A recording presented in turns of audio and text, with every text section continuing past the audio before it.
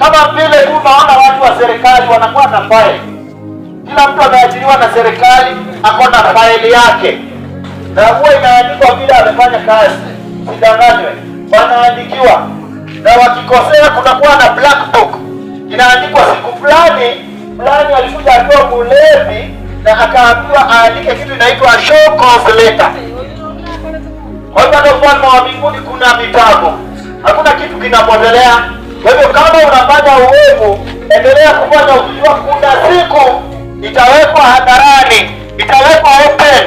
Utaambiwa siku fulani, je, ulifanya hivi? Ni kweli? Siku fulani ulienda na mume wa wenyewe? Ni kweli? Siku fulani ulimwibia mtu fulani? Siku fulani ulisimamia mtu fulani akiuawa? Ni kweli? Kwa hivyo ni vyema tumakinike. Majira yamebadilika, lakini ujue ya kwamba iko siku utakuwa accountable. Utapeana hesabu ya kila kitu umefanya chini ya jua. Kuna siku utapeana hesabu.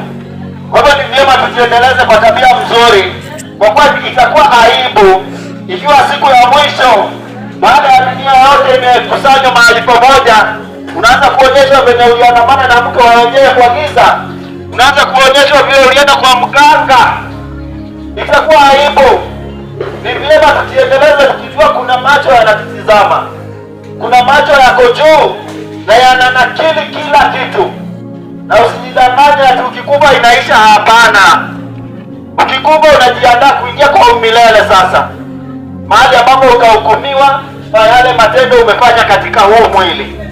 Kwa hivyo ni vyema tumakinike, tuandae njia kwa ajili Mesaya anarudi, na harudi kucheza, anarudi kuchukua kanisa lake kwa ajili ya ufalme wa mbinguni. Najua majira yameisha, na ikiwa Yesu yeye ambaye ni mwenye kuhukumu ameshafufuliwa, kumaanisha ofisi iko tayari. Kwa hivyo ni wale ambao wanakuja kuhukumiwa tu ndio wanangojewa, na Mungu ndiye anayejua siku, yeye ndiye anayejua saa.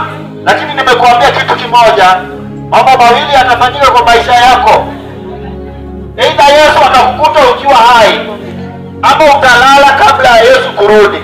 Lakini shida ni kwamba ukikufa kama Yesu hajarudi, hauna nafasi ya kutubu tena. Hiyo imeisha hivyo, ni ungojee uhukumiwe kulingana na matendo yako.